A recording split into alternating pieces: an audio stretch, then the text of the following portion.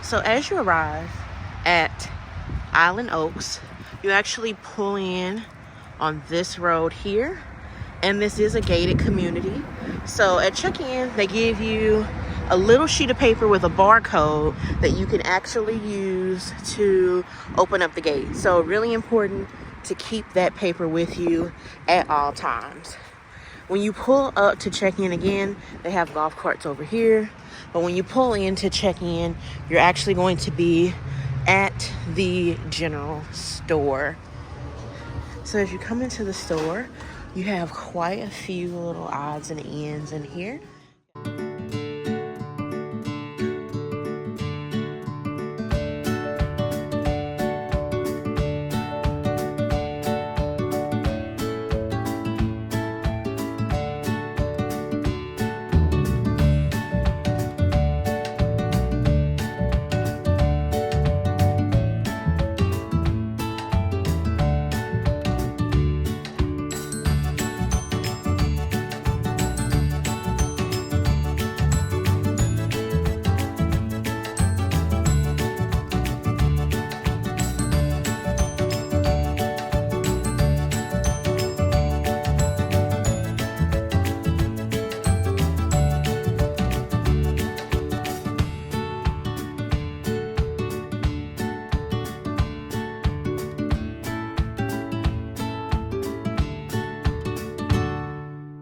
All right, so we have one of everybody's, not ours, but everybody else's favorite features at a campground is golf cart rentals, and they've got plenty.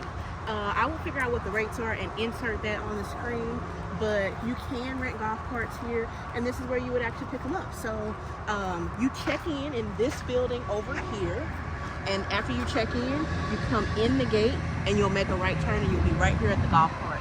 So super easy pickup. So right next to the golf cart, you actually have the propane fill station.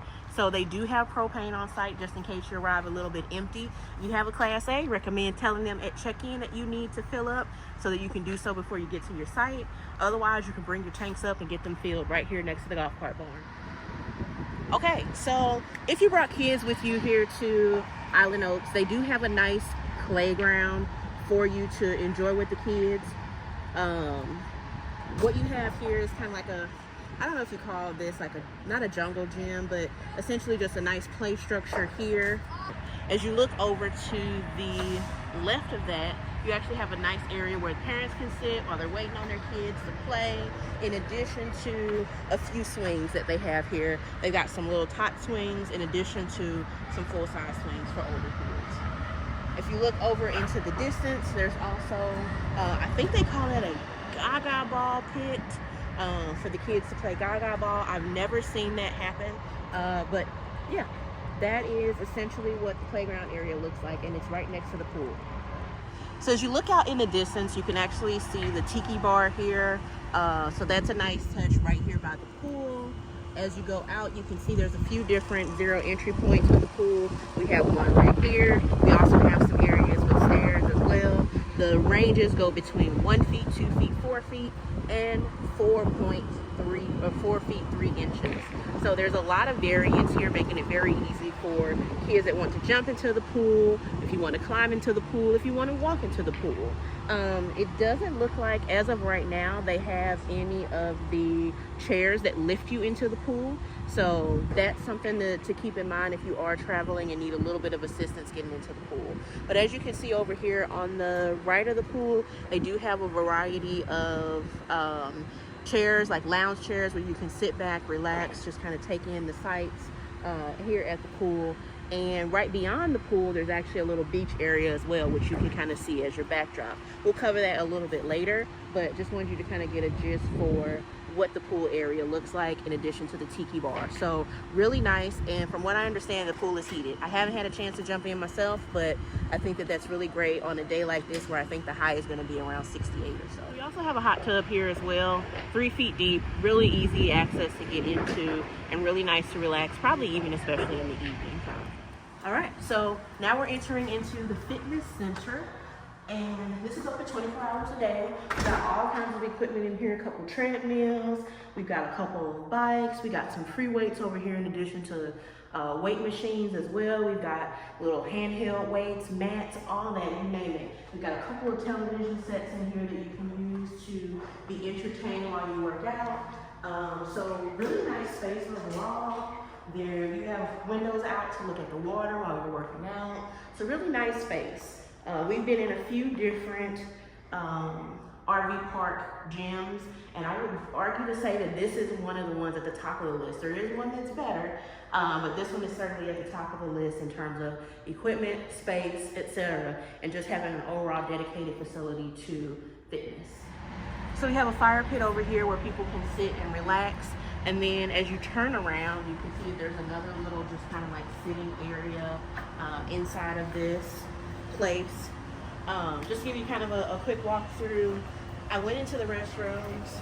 They, as of this recording, they weren't as clean as I would prefer for them to be, but they are there. So there is men's and women's right across from each other. And you lead back to the pool as well. And then as we're coming around the corner here, this is kind of the general entertainment area. From what I understand, this is where all of the activities and events happen that are related to any of the fun things they have planned at the resort. So you can see they've got games like Connect 4 over there. They have the full activity list broken out right there, and they have plenty of seats around. They have some heaters that keep this area nice and warm. They also have a fireplace over there in the far area as well, and a stage in case they're doing like karaoke, or they have a projector so they play movies in here, things like that. So really nice place to kind of relax, unwind. They got ceiling fans and all of that. So really nice place if you have a small group that you want to get together as well.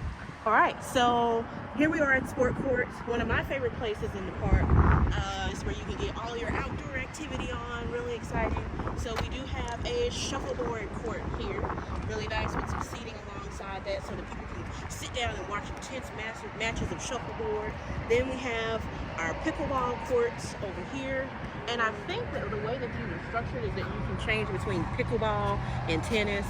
And then you have the basketball court here. Which, you know, can be, I would imagine, raised and lower because it's kind of low right now. You've got sand volleyball over here near the beach area, and then you can see all the chairs and everything along the beach. So this is one of the exciting things about this park, and I know in the summertime they have inflatables that they throw out here on the beach so that the kids can have fun. Those go away in the winter, so we don't have them right now. But this is a really, really nice sports court area.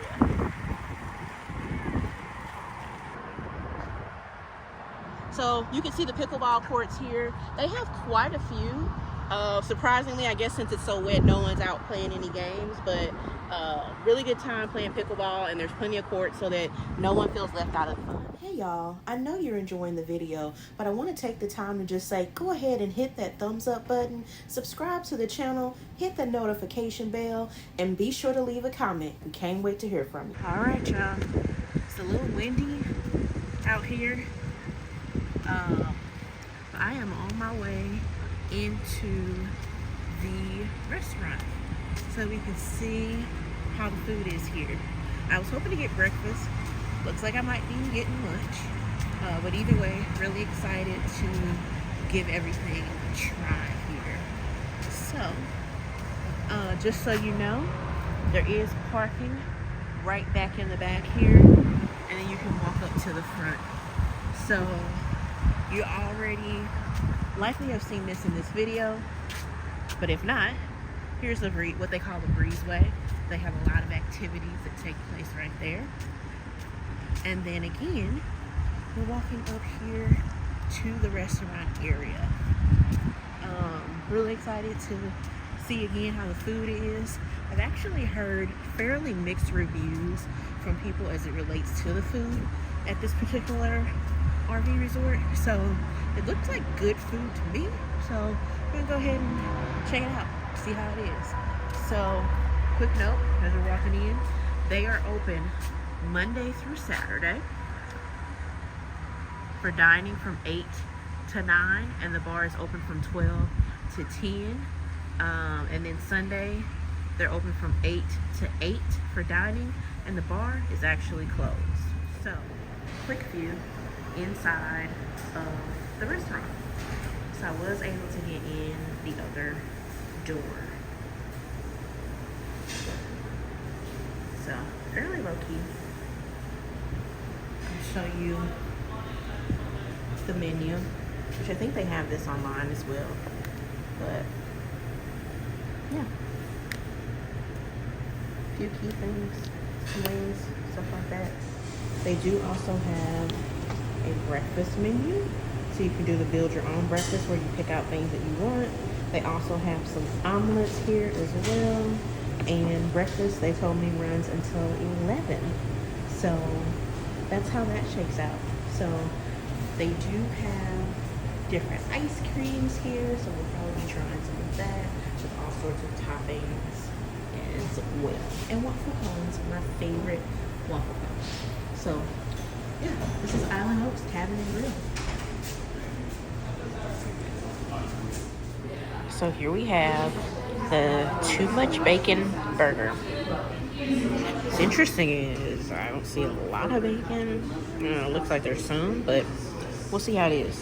Fries, thumbs up. They're pretty crispy overall. So we'll see how the rest of it is.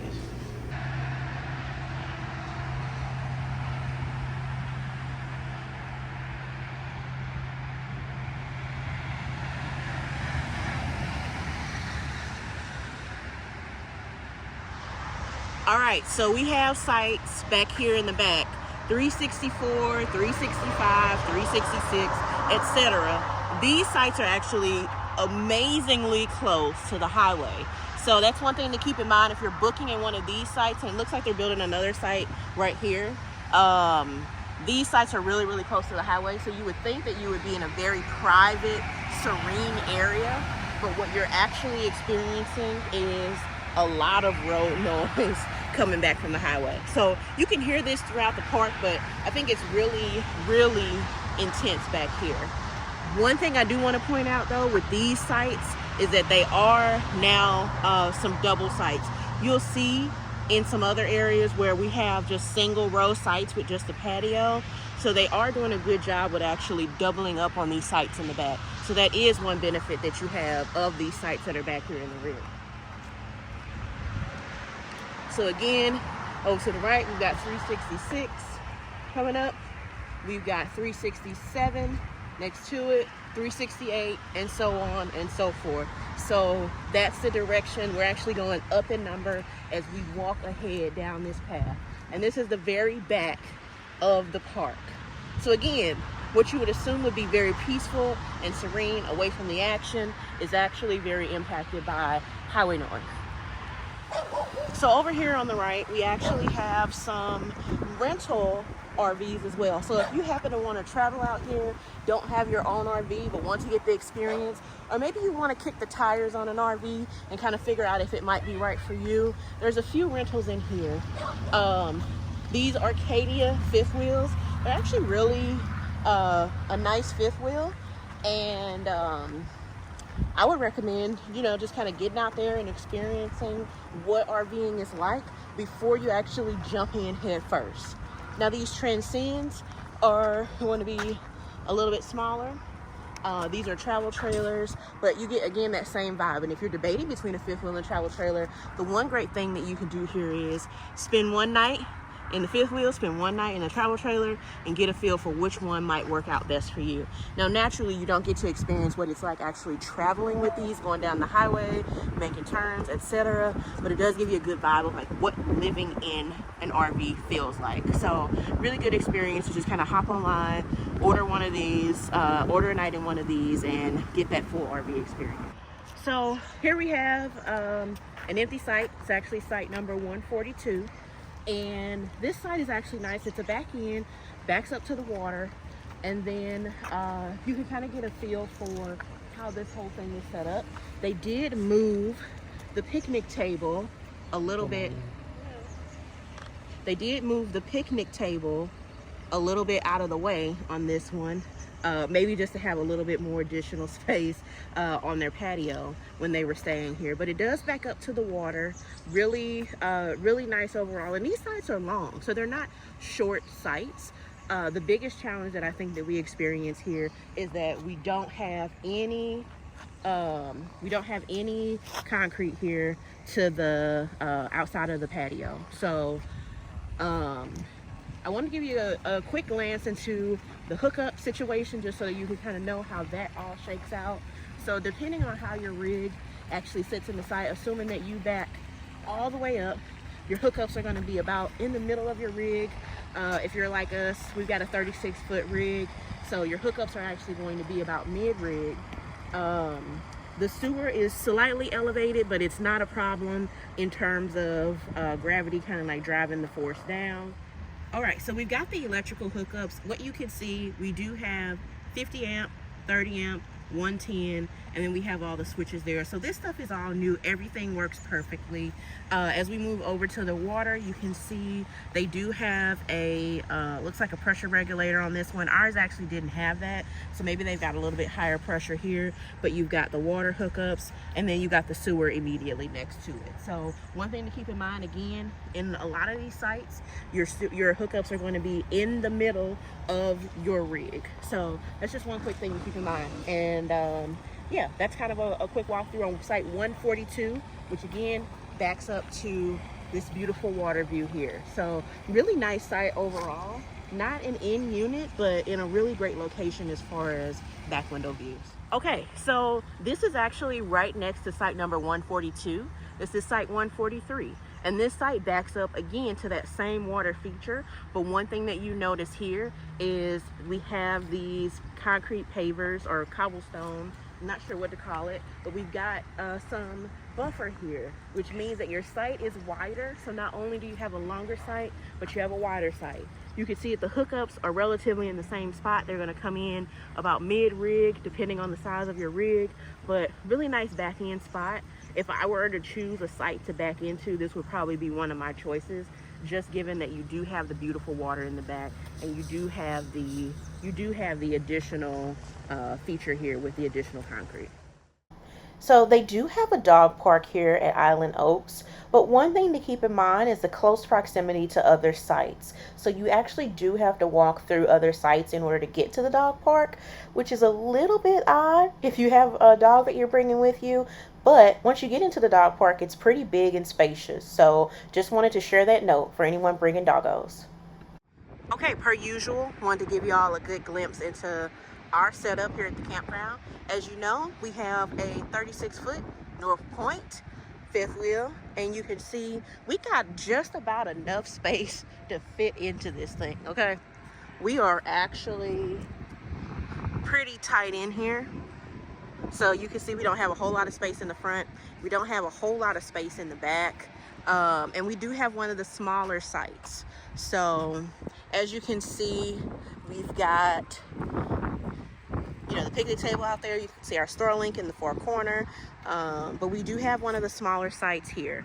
So I will show you our hookup situation just so that you can get the gist of how we're set up here. So we do have quite a bit of extension of sewer here on the left-hand side. Sorry, the right-hand side. I promise y'all I know my directions. On the right-hand side, we have the sewer going out quite a ways. So you can see, but again, we have a little bit of elevation at the sewer line, but it's not impacting performance there. As I said, you're gonna be about mid-rig roughly for your water hookups. And you can see how we've got that kind of all threaded through here. And then our power just so happens to be in the back of the rig, and you can see that hooked in here as well. So that's kind of overall our setup here. And again, I'll show you a little bit around the back, just so you can see how little space we actually have behind the rig. So yeah, that's our setup here at Island Oaks. And we are actually, I'll let you know what site number we're on. We are on site number 317. So that's our setup. We're just gonna pan around, let you see our view pretty much out of our back window. You can see how close we are to the highway and the noise there. So we do experience some of that highway noise as well. But that about wraps us up for this review of Island Oaks here in Glen St. Mary, Florida, about 40 minutes or so outside of Jacksonville. And that's all we got for you. So until we meet again, please make sure that you like, comment, subscribe, and please don't hesitate to get out there and enjoy staying in the RV.